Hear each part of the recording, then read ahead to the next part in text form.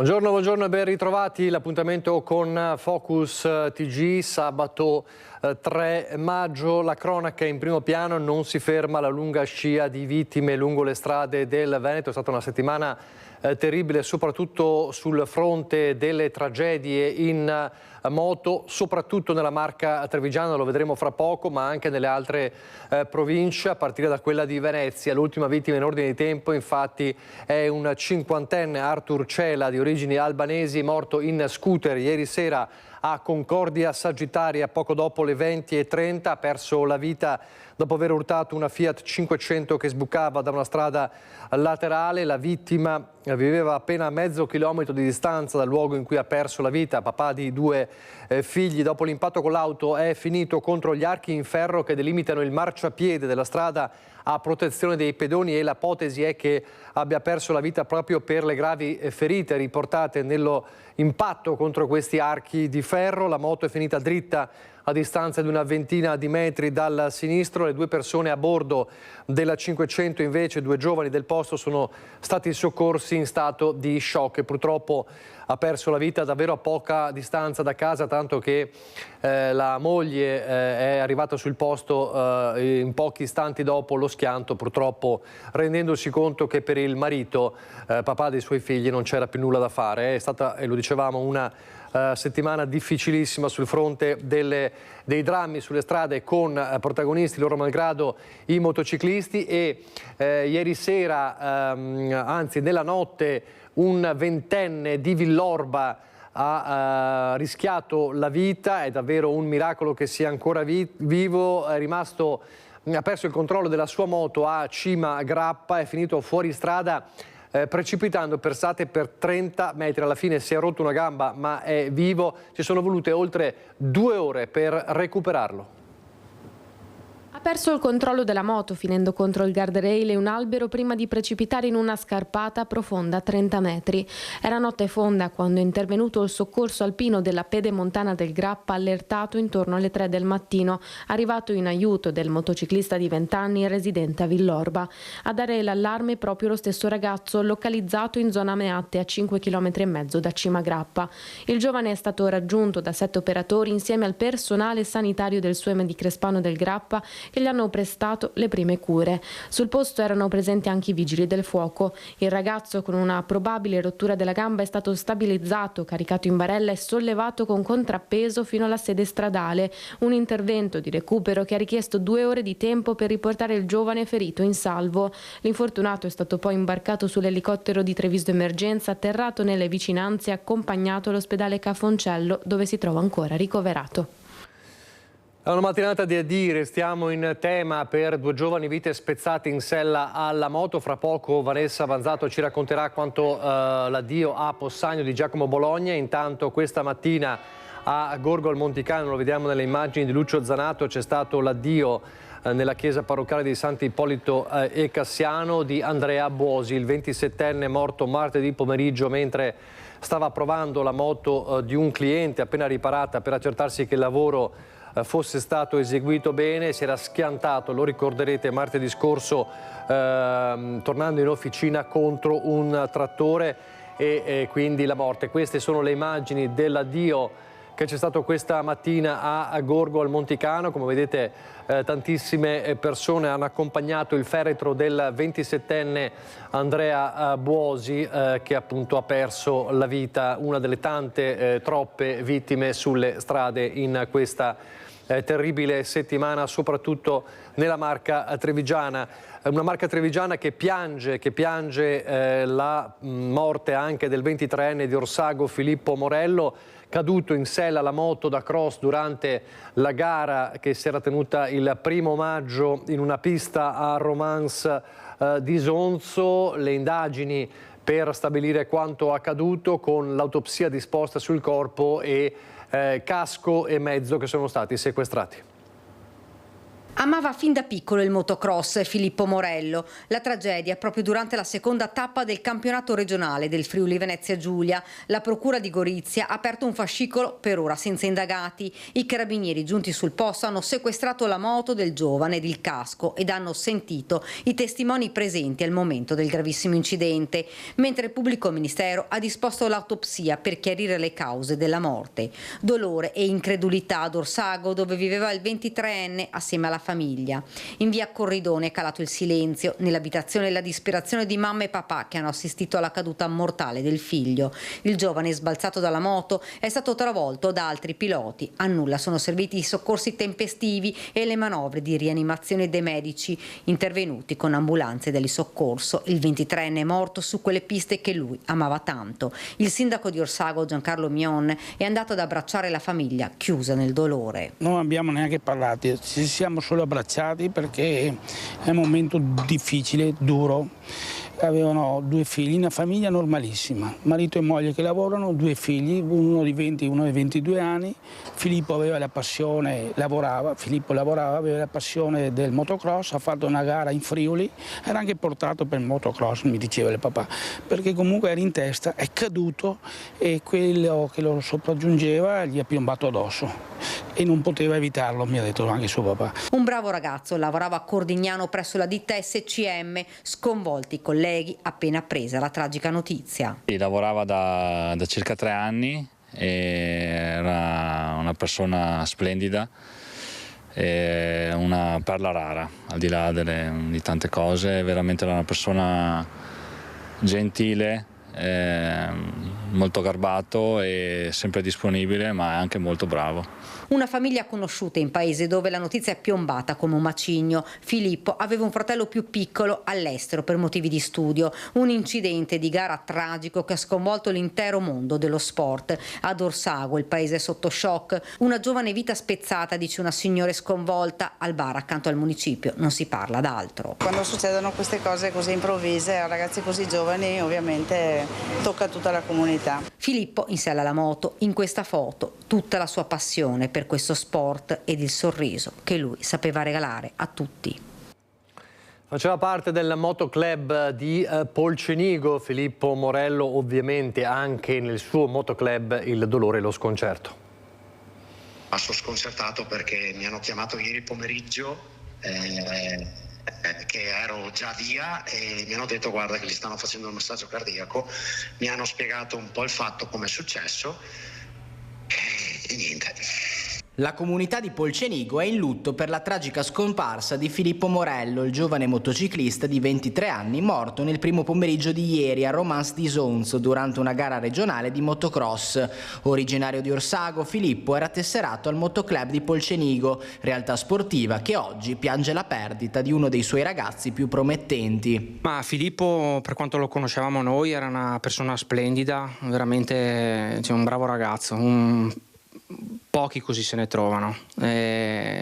Difatti siamo in un dispiacere infinito e grande, anche perché veniva a aiutarci alle gare spesso, era sempre disponibile. Purtroppo è successo il fattaccio e niente, così. Lui, se non ricordo male, era venuto che era minorenne, dovrebbe aver avuto 17 anni. E poi agonisticamente parlando invece ha iniziato l'anno scorso con delle gare di enduro per poi buttarsi nel cross. Difatti questa era la seconda gara regionale che faceva e niente, andava anche bene come pilota, diciamo. Queste dunque le frasi del motoclub di Polcenigo, come dicevamo. Un'inchiesta, per ora non ci sono indagati per capire cosa è accaduto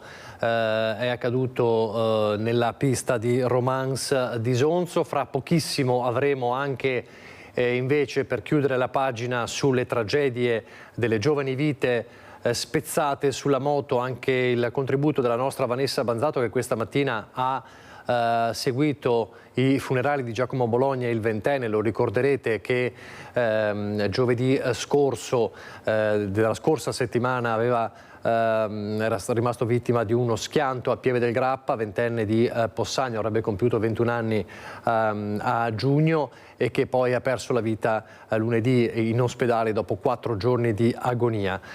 Non so se è già pronto il contributo, fra pochissimo allora vedremo il contributo. Intanto restando sulla cronaca ma cambiando argomento, andiamo nel Vicentino, dove ieri c'è stato il recupero dell'auto di Leone e Francesco Nardon, le 2 vittime del maltempo del 17 aprile a Valdagno, con l'auto che è stata recuperata dai vigili del fuoco, l'auto che era stata inghiottita insieme a padre e figlio dall'agno nel Ponte dei Nori. Questo è ciò che rimane della vettura su cui viaggiavano Leone e Francesco Nardon, le vittime del crollo parziale del Ponte dei Nori a Valdagno durante l'emergenza maltempo il 17 aprile scorso.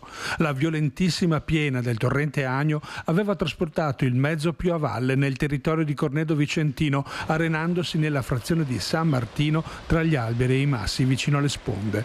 Venne avvistata il giorno dopo la tragedia. L'effetto spaventoso della furia inaudita delle acque che aveva provocato la voragine nel ponte e che poi aveva convinto i soccorritori ad aspettare condizioni meteo più favorevoli per recuperare il rottame. Esattamente qui l'auto, la Fiat Ulisse su cui viaggiavano i padre e figlio, è finita per 5 km, è stata trascinata con rami. Ecco, questa mattina vedete che hanno atteso i vigili del fuoco che l'agno diminuisse l'impeto nei giorni, proprio per permettere il recupero dell'auto in sicurezza, che è avvenuto proprio pochi minuti fa.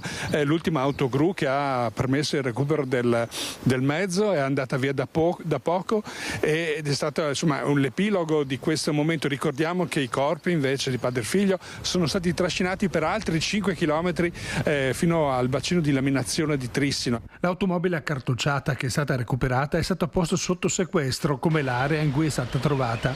La procura di Vicenza infatti sta ancora indagando per disastro colposo e duplice omicidio colposo ad opera di ignoti. Il rottame sarà messo a disposizione della dottoressa Cristina Carunchio, il pubblico ministero che ha il compito di fare chiarezza su quanto accaduto, assieme a 2 consulenti, 2 ingegneri civili dell'Università di Padova, specializzati rispettivamente in costruzioni edili e in idraulica.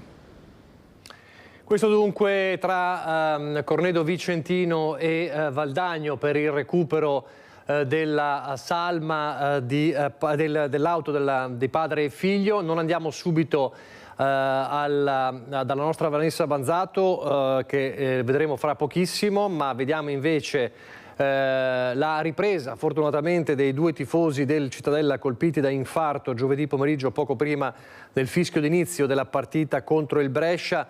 A Trebasele, che il giorno precedente i colleghi sono invece riusciti a salvare un 47enne. Sono in buone condizioni i 2 tifosi del Cittadella colpiti da infarto mentre erano sugli spalti dello stadio Tombolato. Fondamentale per un 59enne che vive nella città murata il pronto intervento dei medici a bordo campo, che lo hanno rianimato per lunghissimi minuti. Meno gravi le condizioni del secondo tifoso. Entrambi sono stati trasportati in ospedale a Cittadella, dove sono stati operati dai professionisti del reparto di emodinamica, un'equipe che solo nel 2024 ha eseguito 1500 interventi diagnostici.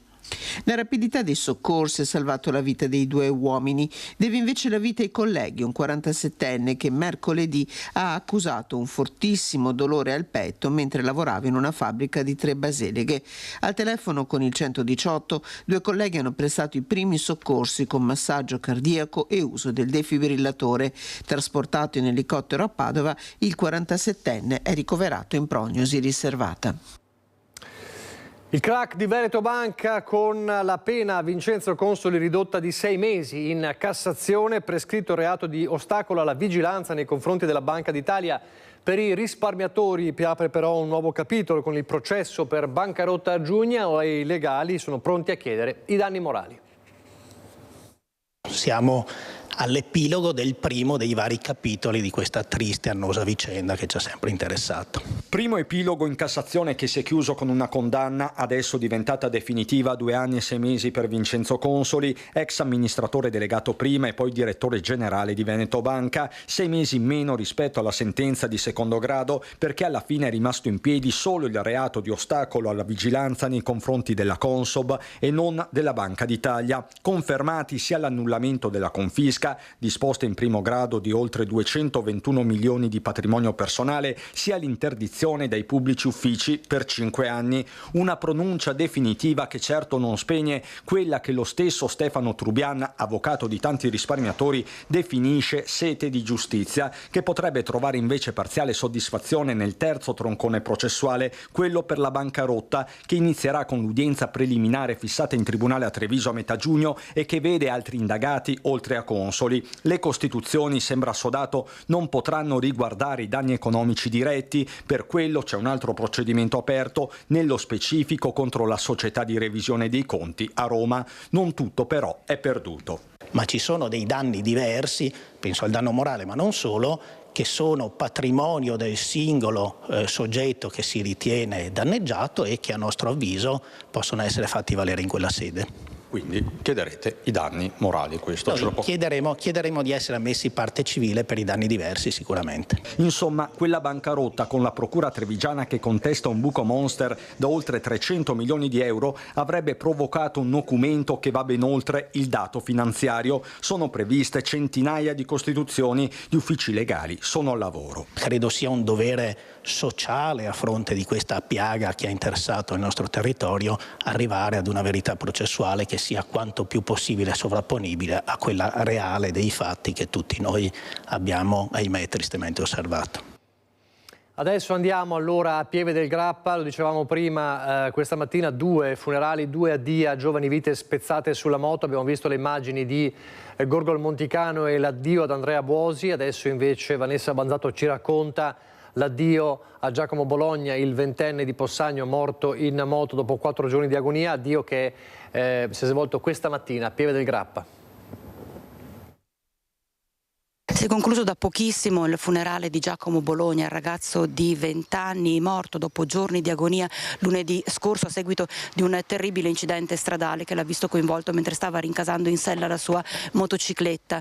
Piena la chiesa di Fietta di Paderno di Pieve del Grappa, pieno il sagrato della chiesa stessa, perché tantissime persone hanno voluto ricordare un ragazzo amatissimo, e a dir poco usare il termine amatissimo, ha saputo dare così tanto a tutte le persone che l'hanno incontrato, a tutti quelli, ai giovani, agli adulti che l'hanno incontrato, che davvero è stato un messaggio, come un ringraziamento corale che hanno voluto dedicare a questo ventenne, Bolo come lo chiamavano gli amici del gruppo giovani della chiesa di Fieta che frequentava.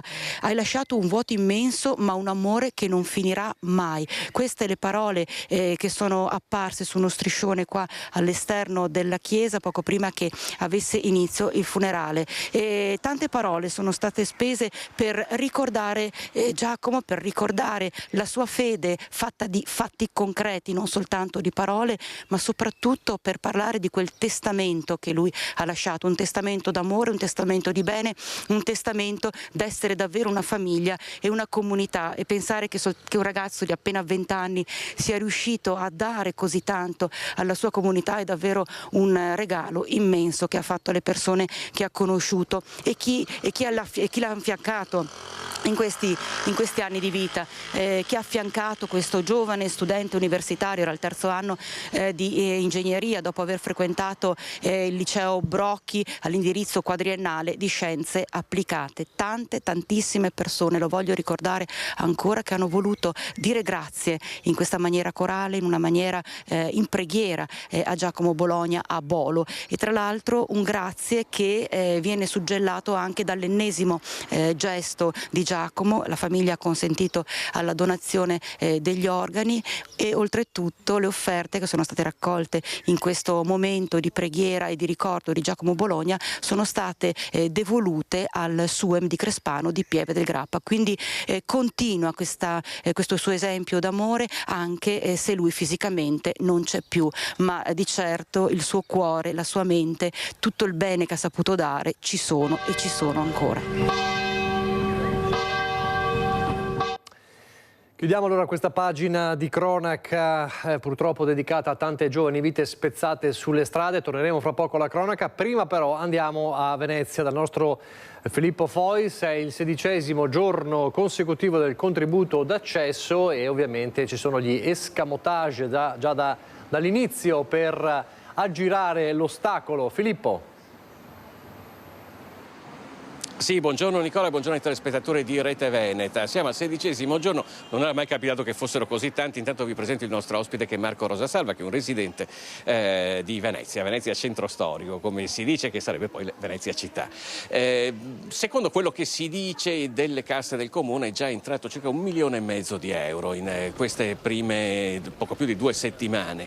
Marco Rosasalva però è assurdo agli onori della cronaca perché, come sapete, ci sono delle esenzioni che possono essere fatte valere per non pagare il contributo d'accesso. Per esempio, se io voglio ospitare una persona che abita fuori del Veneto a casa mia, è chiaro che questo non debba pagare, per cui io posso chiedere un'esenzione al Comune di Venezia. Cosa ha fatto Marco Rosasalva? Di queste esenzioni ne ha chiesto migliaia, ne genera migliaia. A che livello siamo? E poi le dà a chi le vuole, ecco. A quante ne ha generate fino ad oggi? Allora, ad oggi 1180, prevedo di arrivare, sicuramente entro oggi superiamo le 1200.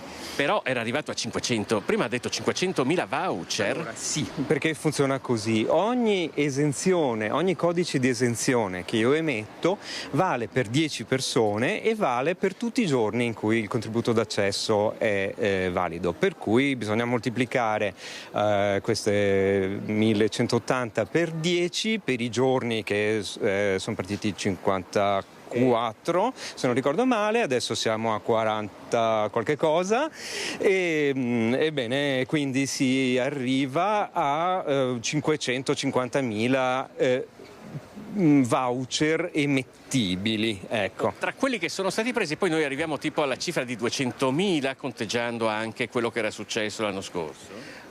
Dunque, come voucher emettibili in tutto siamo, compreso anche l'anno scorso, ma sui 700-800.000, non saprei una cifra 200.000. No. Allora, c'è un dato, perché ovviamente è una cosa abbastanza interessante vedere se poi questi codici di esenzione vengono utilizzati effettivamente oppure no. Io non ho strumenti per saperlo perché i dati sono, come dice il comune, come dice il regolamento del comune, disaccoppiati, cioè il codice di esenzione che io emetto non può essere correlato a un voucher che da questo codice di esenzione viene, diciamo, riscosso. Questo perché non si può mettere insieme, diciamo, la persona invitante, che sono io, e la persona invitata, che è chi lo sa chi, perché altrimenti questo è una gravissima violazione della privacy. Quello che posso vedere io è quanti dei miei codici sono stati completamente consumati, cioè utilizzati per intero. Lo devo fare manualmente, quindi è un po' un lavoraccio, ma ho visto che perlomeno 300 di questi sono stati completamente utilizzati, quindi 300 per 10 per 50, che fa 150.000 mi pare. Comunque una grossissima cifra. Senta, chiaramente al comune non l'hanno presa benissimo questa cosa che sta facendo.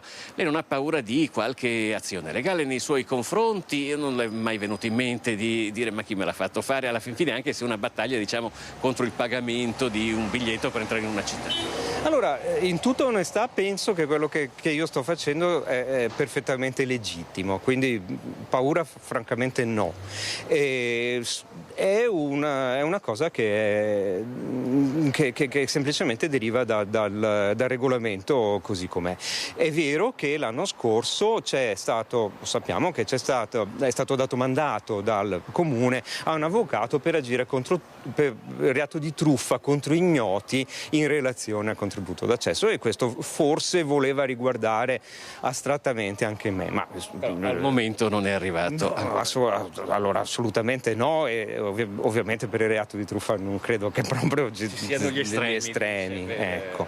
E assolutamente poi questi codici li mette su internet, chiaramente chiunque li pubblico e chi vuole li utilizza, perché chi è esentato è la persona che si reca in visita, questo dice il regolamento. Non è un diritto mio di esentare persone, è la persona che si reca in visita che ha un diritto, e io semplicemente do l'opportunità di esercitare questo diritto, tutto qua. Va bene, se è un argomento naturalmente di cui si è molto discusso già dall'anno scorso, continueremo a discutere anche con Marco Rosasalva, però restituiamo la linea. Grazie. Grazie a Filippo Fois e al tuo ospite. Di turismo parliamo anche nel prossimo collegamento, passiamo però dalla folla, dall'oceano di turisti che visita ogni giorno Venezia, tanto che è necessario il contributo d'accesso, anche se c'è, l'abbiamo visto, chi lo contesta e chi cerca di aggirarlo, ai turisti che invece esagerano, l'abbiamo visto tante volte anche a Venezia, per carità.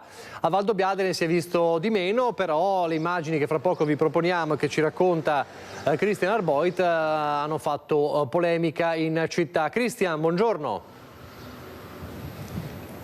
Buongiorno Nicola, buongiorno anche da parte di Francesco Ceronna che sta curando la parte tecnica. Sì, hai ragione, è una vicenda che può in qualche modo inserirsi all'interno del fenomeno del turismo cafone. Sicuramente una vicenda boccaccesca, ma che potrebbe avere dei risvolti legali e anche giudiziari per i due protagonisti che vedete nelle immagini. Due ragazzi, due turisti che ieri sera alle 10 hanno pensato bene di immergersi in disabillé all'interno della fontana, di questa fontana che si trova nel centro della piazza di Valdobbiadene, quindi siamo nel cuore della città. Affacciati su questa piazza ci sono diversi locali, tanti bar. Ieri sera era una piazza gremita, oltre un centinaio le persone presenti che hanno assistito per l'appunto a questo bagno rinfrescante. Chi lo sa,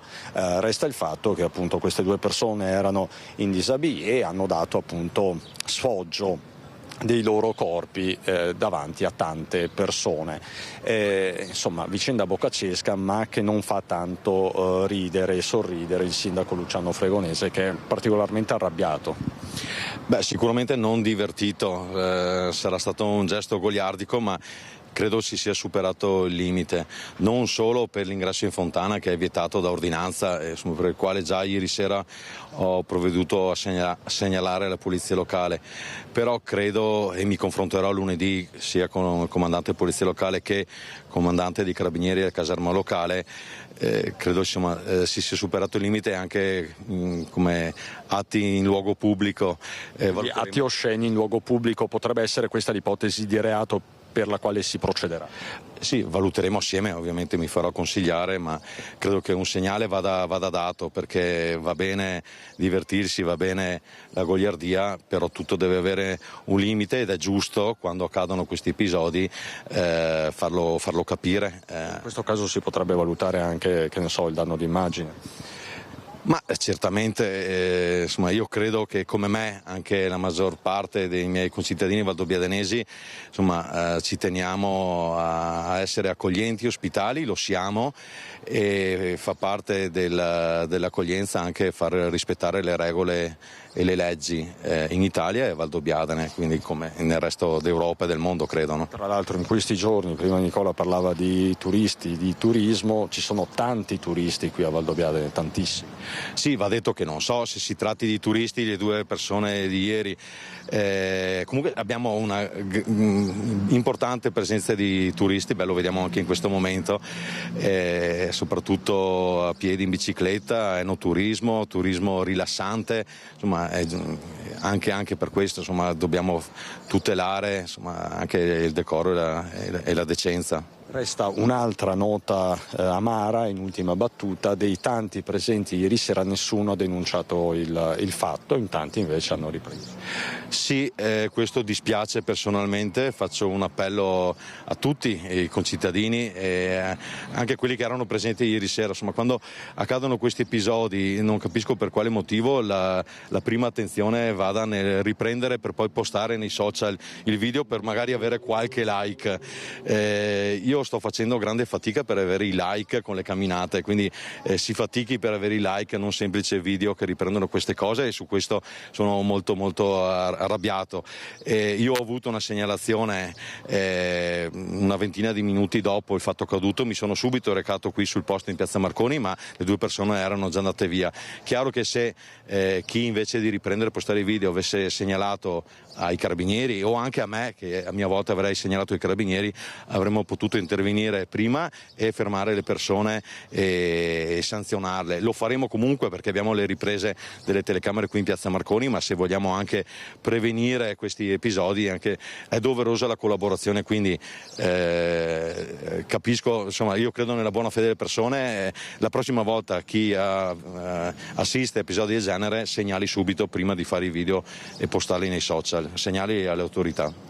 Grazie Sindaco, messaggio forte e chiaro: turisti cafoni, turisti esibizionisti, chiamiamoli come vogliamo, avvisati, mezzi salvati. Grazie Luciano Fregonese dalla piazza di Valdobbiadene. Nicola, è tutto, con Francesco Ceron ti restituisco la linea.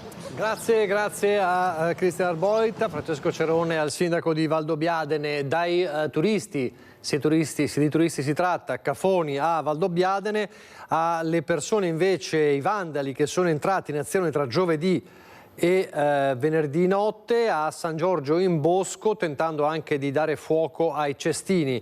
Il sindaco dice: li abbiamo visti scappare e alcuni si sono fermati anche a pulire. Buttato a terra, la carta igienica sparsa lungo la pista ciclabile, il tentativo non riuscito di dare fuoco a un cestino dei rifiuti. Notte di vandalismi per un gruppetto di giovanissimi che hanno pensato di sfogarsi tra giovedì e venerdì nell'area dove è in corso la festa di San Giorgio a San Giorgio in Bosco. I primi a notare qualcosa di sospetto sono stati i volontari della festa, che hanno visto 3 ragazzi allontanarsi dalla pista ciclabile e hanno poi incrociato un altro gruppo di giovanissimi. Capito di essere stati scoperti, il gruppetto ha subito dato una mano a sistemare quanto era stato danneggiato. Non si tratta probabilmente degli autori dei vandalismi. Sulla loro identificazione è al lavoro la polizia locale con il sindaco Nicola Pettenuzzo. Sempre nel Padovano invece caccia al vandalo che ha imbrattato con vernice verde un capitello intitolato alla Madonna della Salute a San Martino di Lupari. Le scritte verdi si vedono a metri di distanza. Ha destato molto sdegno a Monastiero, una frazione di San Martino di Lupari, il vandalismo che ha subito il capitello dedicato alla Madonna della Salute in via Sant'Andrea. Un gesto ignobile, vogliamo dirlo a voce alta, che va a colpire un edificio di culturale, ma che non ha deturpato solo un edificio, ma è stata una profonda offesa nei confronti di tutta la comunità di San Martino di Lupari, una comunità civile rispettosa, per cui una ferita che vogliamo non resti impunita. L'atto vandalico è stato scoperto nel pomeriggio di mercoledì 30 aprile e subito sono scattate le indagini dei carabinieri. E noi abbiamo subito avvisato i carabinieri nel pomeriggio del 30 di aprile. Loro sono intervenuti immediatamente, noi siamo a disposizione dei carabinieri che stanno facendo gli accertamenti e le indagini e mi auguro che veramente vengano presto identificati, insomma, perché a San Martino di Lupari l'amministrazione punta veramente a non solo condannare, insomma, ma a che vengano identificati, che abbiano delle punizioni esemplari. Un capitello eretto nel 1886 che esprime la devozione mariana della comunità. L'obiettivo ora è rintracciare i colpevoli. Da una prima ricostruzione la scritta apparsa sui 2 lati di questo capitello vorrebbe dire: il tuo tempo sta per scadere. È una lingua straniera, sembrerebbe una lingua di etnia rumena, però insomma questo io non sono un esperto, non posso dirlo.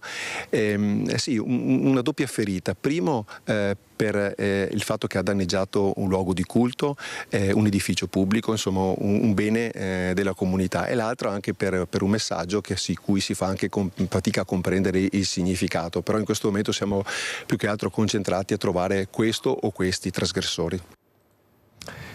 Adesso ancora la cronaca, ma ci spostiamo nel Vicentino, dove un 25enne è stato arrestato dai carabinieri dopo averli minacciati e danneggiato anche l'auto di servizio.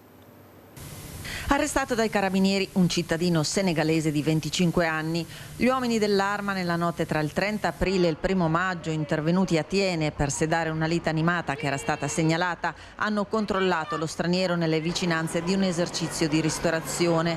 L'uomo, alla vista dei militari, ha iniziato prima ad inveire verbalmente, minacciandoli, per poi scagliarsi contro l'auto di servizio dei carabinieri, colpendola alla carrozzeria e danneggiando il cofano posteriore. I militari, dopo averlo bloccato, lo hanno immobilizzato e arrestato per i reati di danneggiamento, resistenza, minaccia e oltraggio a pubblico ufficiale. Lo straniero è stato portato in carcere a Vicenza a disposizione dell'autorità giudiziaria.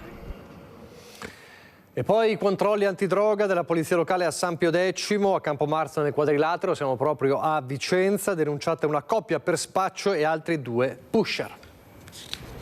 Controlli antidroga a tappeto nella zona del Quadrilatero da parte degli agenti del nucleo operativo speciale della squadra antidegrado della Polizia Locale di Vicenza.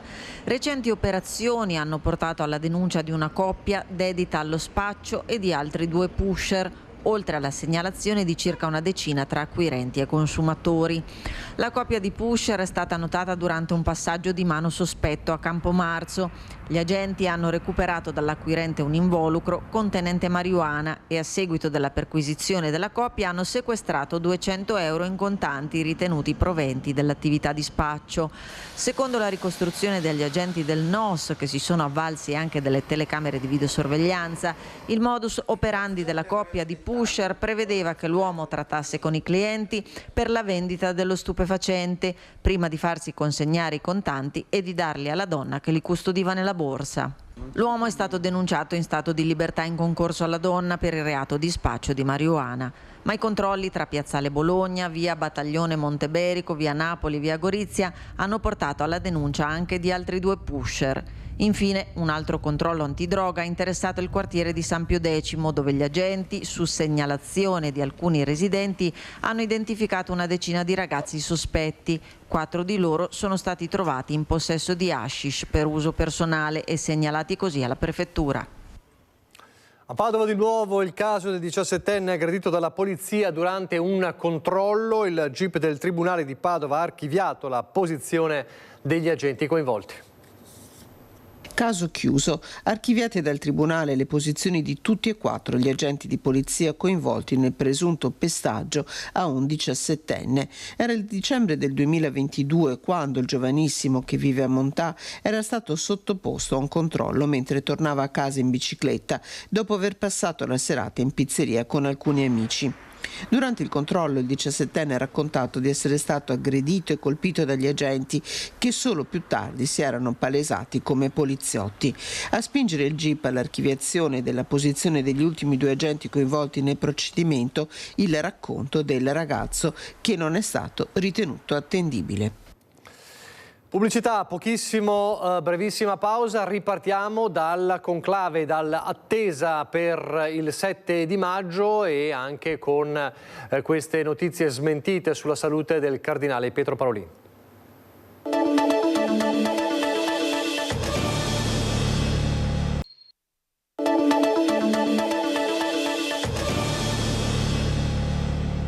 Manca sempre meno all'inizio del conclave che dovrà scegliere il nuovo pontefice dopo la morte di Papa Francesco. I 133 cardinali elettori saranno chiusi per la prima votazione nella Cappella Sistina dalle 16:30 di mercoledì 7 maggio. In questi giorni indiscrezioni e pronostici non sono mancati. Tra le voci più insistenti per la salita al soglio pontificio c'è quella che riguarda il prelato vicentino cardinale Pietro Parolin, nato a Schiavon e dal 2013 fino allo scorso 21 aprile segretario di Stato Vaticano. Il Presule avrebbe già l'appoggio di una cinquantina di confratelli per diventare Papa, ma di voti ne servono 89.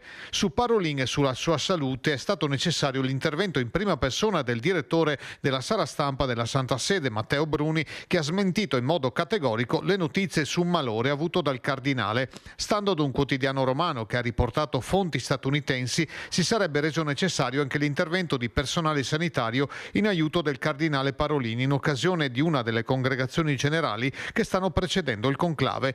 Non si è verificato il malore, non è vero, ha replicato Bruni a un giornalista che chiedeva informazioni sul presunto malore legato ad una variazione di pressione. Parolin sta bene e parteciperà alle votazioni insieme a tutti i confratelli che non hanno ancora compiuto 80 anni. Da mercoledì in poi uno di loro sostituirà i paramenti rossi con quelli bianchi, lo stesso colore del fumo che precederà l'annuncio dell'elezione.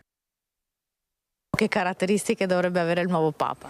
Oddio, una domanda difficilissima, no, nel senso che speriamo che sia intanto un Papa, come lo è stato Francesco, accoglienza verso tutti i poveri, cioè almeno che non ci siano quello che ho sentito in questi giorni, dei papi non tradizionalisti di più. E quindi speriamo che andiamo verso il futuro. Ho un'idea che venga da altri paesi non usuali. That is not from the conventional countries. A me piacerebbe però il vescovo di Milano. Quindi un Papa italiano? Sì, un Papa italiano. L'importante è che sia sempre sulle stesse linee di Papa Francesco. Quindi Paolin, Zuppi, questi. Mi piacerebbe che continuasse quello che ci ha lasciato il Papa Francesco. Grazie. Poi italiano, straniero, non ne importa.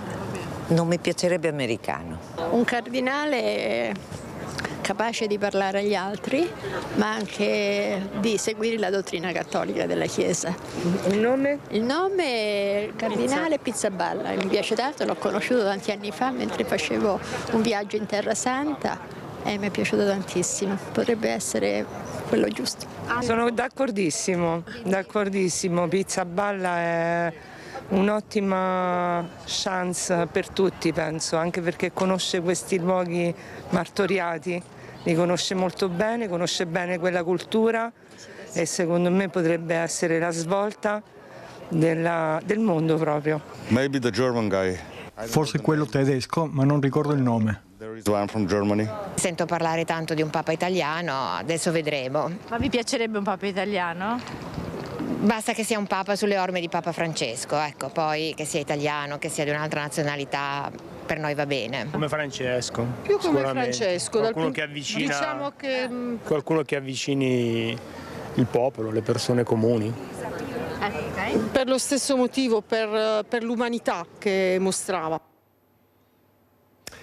Allora, queste sono le aspettative dei fedeli al Santo sul Papa, su quello, come deve essere il nuovo Papa. Avete sentito, molti chiedono che il nuovo pontefice segua un po' le orme di Papa Francesco. Avete sentito invece un po' le polemiche, queste smentite, questi giorni un po' febbrili in attesa del conclave, con anche le fake news del malore del cardinale Pietro Parolin. Ma intanto cosa ci ha lasciato il pontificato di Papa Francesco, i 12 anni di Papa Francesco? È la domanda che ha guidato l'Istituto Nazionale di Ricerca Demopolis, che ha coinvolto nei suoi rilevamenti ovviamente anche Venezia, che è stata una delle tappe, e lo ricordiamo bene, dei viaggi di Francesco, e tutto il Veneto in generale. Sentiamo.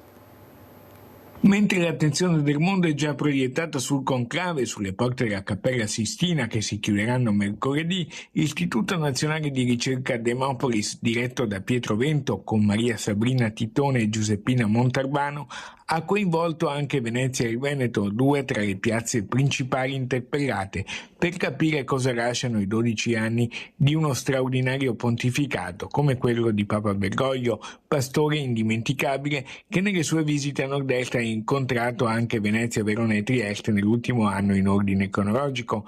Media Nord-Est può mostrarvi i risultati dell'indagine, commentati così per noi da Pietro Vento al telefono. Con una fiducia molto alta del 75% 65%, Papa Francesco è stato negli ultimi 12 anni un riferimento fondamentale per l'opinione pubblica, che cresce all'83% tra i cattolici, ma raggiunge anche il 60% tra i non credenti o tra chi professa altre religioni. 2 su 3 sottolinea la costante attenzione del Papa per gli ultimi, per i più deboli. Quasi 6 su 10 ricordano di essere stati subito conquistati dalla spontaneità delle parole, dei gesti di Papa Francesco. La grande maggioranza dell'opinione pubblica ha apprezzato il percorso avviato da Bergoglio e il 53% degli italiani, la maggioranza assoluta, è convinto che le aperture della Chiesa volute da Papa Bergoglio siano irreversibili, proseguiranno con il prossimo pontefice. Fra poco il nostro Lucio Zanato invece ci aggiornerà sul caso di cui si parla anche a livello nazionale in questi giorni, cioè le suore in fuga dal convento delle monache a San Giacomo di Veglia a Vittorio Veneto, il caso dell'ex badessa, del commissariamento per mesi di quel monastero. A proposito di commissariamento però, una notizia importante da ieri, cioè che il consorzio di bonifica Brenta è stato proprio commissariato, si tornerà al voto in autunno. Alla fumata nera del 30 aprile, giorno dell'ultima assemblea per eleggere presidente e vicepresidente, non ne seguiranno altre. Il consorzio di bonifica Brenta è stato commissariato dalla Regione Veneto, che già nelle scorse settimane aveva concesso delle proroghe nella speranza che le parti in gioco trovassero un accordo. Così non è stato e Palazzo Balbi ha preso l'unica decisione possibile, ovvero lo scioglimento di tutti gli organi consortili in carica, ad eccezione del revisore dei conti, e la nomina del commissario straordinario nella persona del dottor Luigi De Lucchi. Il commissario, si legge nella nota della Regione, è ora incaricato di porre in atto tutte le azioni necessarie a garantire il regolare funzionamento del consorzio e di provvedere alla ricostituzione degli organi consortili attraverso l'indizione di nuove elezioni. De Lucchi ha ricoperto per anni il ruolo di direttore dell'unità organizzativa bonifica e irrigazione della Regione del Veneto. Entro 5 giorni dall'accettazione dell'incarico, il commissario dovrà presentare alla Giunta regionale un progetto che viene definito di disciplina elettorale. L'obiettivo è convocare le elezioni in tempi celeri, verosimilmente in autunno, per avere al più presto una nuova assemblea, la nomina del consiglio di amministrazione, del presidente e del vicepresidente, ovvero il completo insediamento dei nuovi organi consortili che in 4 mesi e mezzo sono rimasti congelati. Un altro brevissimo break pubblicitario, poi di nuovo in diretta.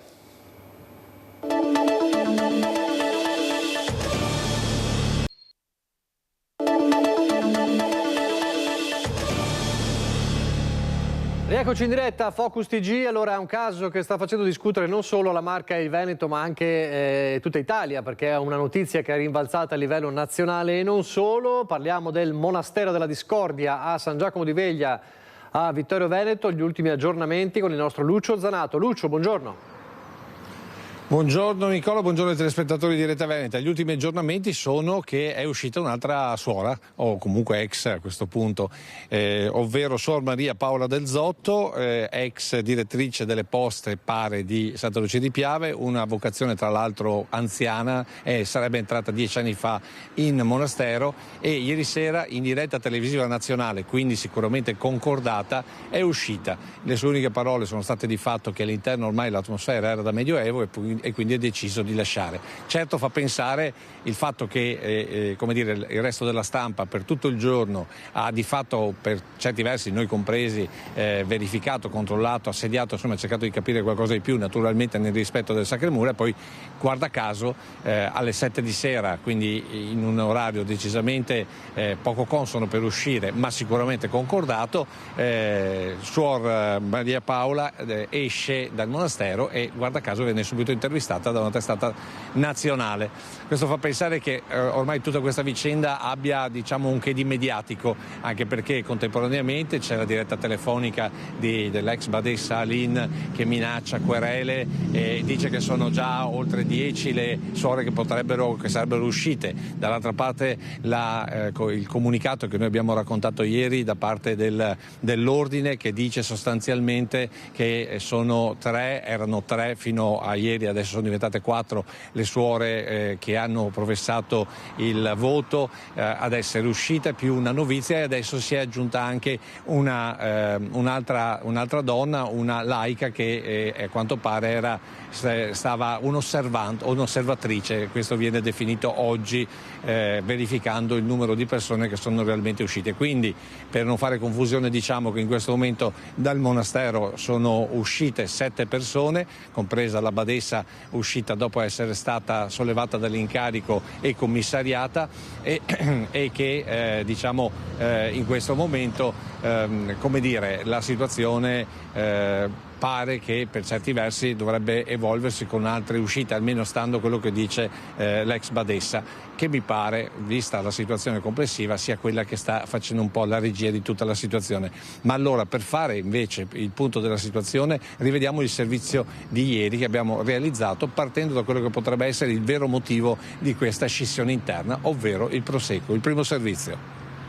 I giornalisti si rivolgano a Don Martino Zagonè, che è in pratica il sacerdote che attualmente sostituisce il vescovo. Questa è la risposta quando suoniamo al convento di San Giacomo di Veglia. Una sorta di consegna del silenzio, considerando che la curia vescovile non ha di fatto giurisdizione sul millenario convento di clausura, commissariato dal Dicastero degli Istituti di Vita Consacrata e le Società di Vita Apostolica presso il Vaticano.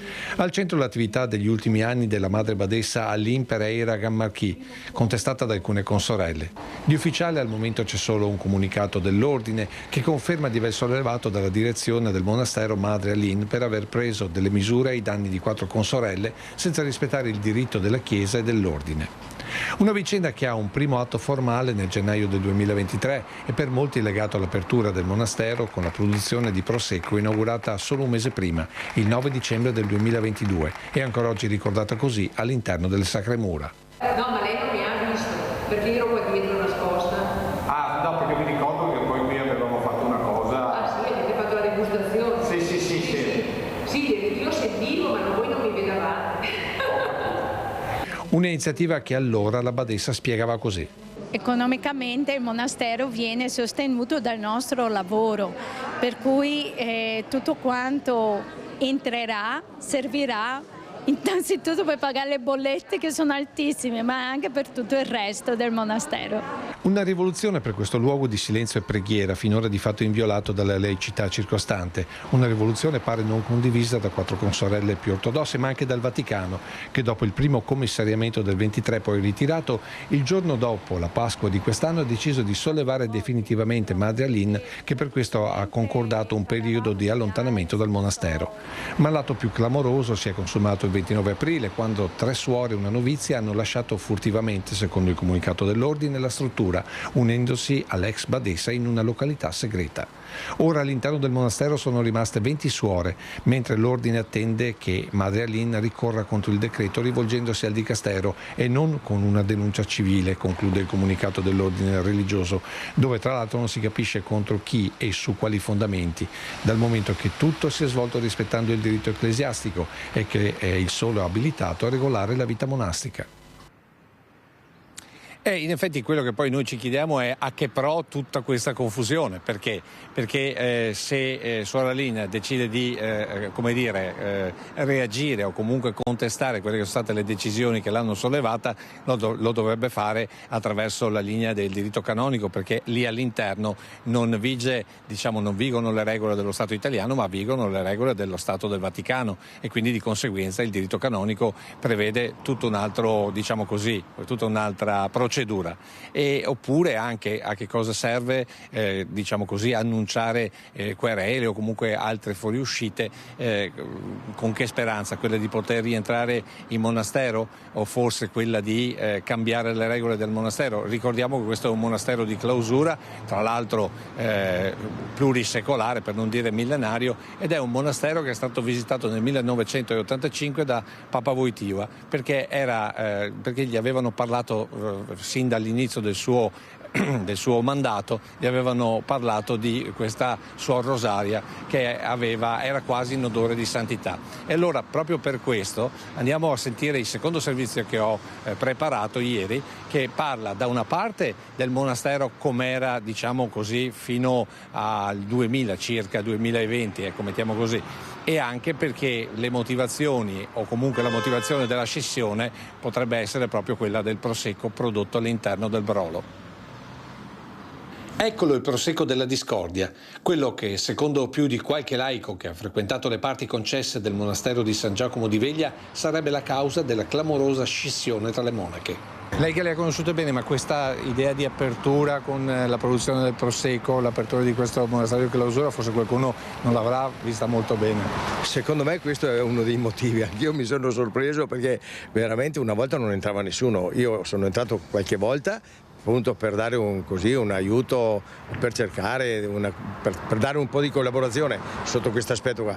Però quando ho visto questa evoluzione dico, ma sta cambiando il mondo. Mario Braido è stato per decenni uno dei fiduciari delle religiose, imparando a conoscerne in parte le dinamiche interne. E quell'idea di far entrare la quotidianità al di là degli spazi concessi nei secoli sarebbe stata subito osteggiata dalle suore più anziane che avrebbero portato le loro istanze in Vaticano fin quasi al Soglio di Pietro. Dentro quelle mura, con la nomina di Madre Aline, abbadessa del monastero, si sarebbero contrapposte due visioni. Da una parte quella moderna, più aperta, che non disdegnava anche obiettivi economici, vedendo nel prosecco un modo per pagare bollette ma anche oltre 20.000 euro di restauro della chiesa interna. Dall'altra invece la conservazione della clausura e dell'allontanamento dalla vita quotidiana per dedicarsi completamente alla riflessione e alla preghiera.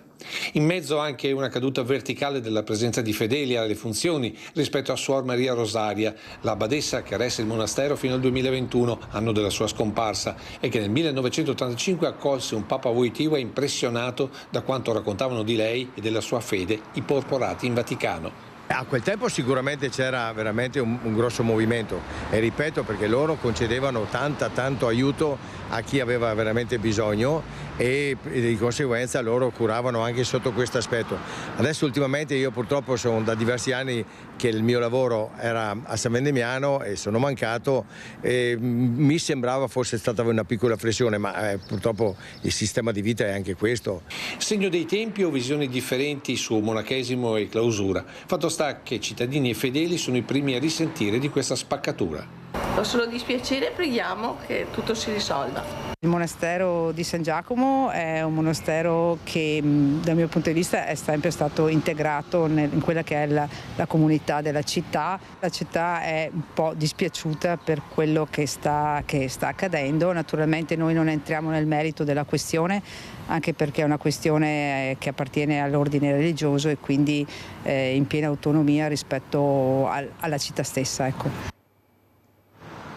Ecco, dunque, ricapitolando e poi ti restituisco la linea, ad oggi sono 7 le persone che sono uscite da questo monastero, si parla di 4 religiose, nel senso che hanno professato la promessa, poi 5 religiose considerando anche l'ex badessa e poi 2 persone, una novizia e un osservante. Questi sono i numeri effettivi. In realtà noi stiamo aspettando un secondo comunicato da parte dell'ordine, quindi dal Vaticano, che dovrebbe essere emesso nel pomeriggio, proprio per cercare di continuare a far luce in maniera adeguata su questa situazione, dove evidentemente l'esposizione mediatica ha un suo perché, e questo perché potrebbe essere proprio la produzione del prosecco.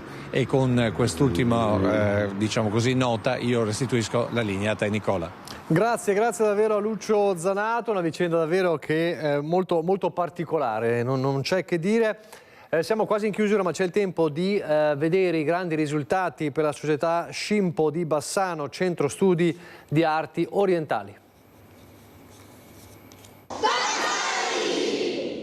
Una pioggia di trofei, tanto entusiasmo ma soprattutto grandissimo impegno. Loro sono gli atleti della società Scimpo di Bassano. Si sono recentemente distinti in 2 gare importanti, la Domenica Cup di Zagabria e la Battaglia di Bologna, disciplina karate Kyokushin Kai.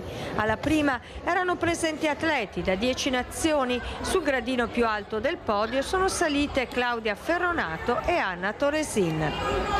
Emozione sempre forte, anche nonostante dopo anni di gare in realtà l'emozione sul tatami è sempre quella, il primo passo sul tatami è sempre emozionante come la prima volta. Che cosa dà questa disciplina? Beh, sicuramente da tanto, oltre che a livello fisico, di preparazione atletica, sia a gare, esami, anche tanto a livello personale, anche come ci si relaziona con gli altri, il rispetto, la costanza nelle cose, un po' un insegnamento di vita, diciamo. 38 gli atleti della società Scimpo che hanno avuto accesso alla gara nazionale di Bologna in rappresentanza della Federazione Italiana Karate e discipline affini. 28 i podi, 7 ori, 13 argenti e 8 medaglie di bronzo. Siamo molto soddisfatti del percorso dei ragazzi, stanno crescendo, stanno migliorando, sono in divenire, però al momento stanno veramente raccogliendo i frutti dei loro allenamenti. Hanno rivelato il loro potenziale, perciò siamo orgogliosi in vista dei campionati nazionali. È stato un ottimo trampolino di lancio sia per la loro preparazione e anche un po' per la loro autostima, cioè vedere il traguardo che stanno raggiungendo. E in vista infatti ci sono proprio i campionati italiani di Pistoia in programma il 10 e 11 maggio. Un altro appuntamento importante attende questi giovani atleti. Ci apprestiamo a parteciparvi e con tutta la tranquillità del caso, diciamo, speriamo di fare un buon risultato, ma soprattutto di portare a casa i ragazzi sempre più felici di ciò che fanno. Complimenti a questi ragazzi, noi ci fermiamo qui, grazie per averci seguito, arrivederci.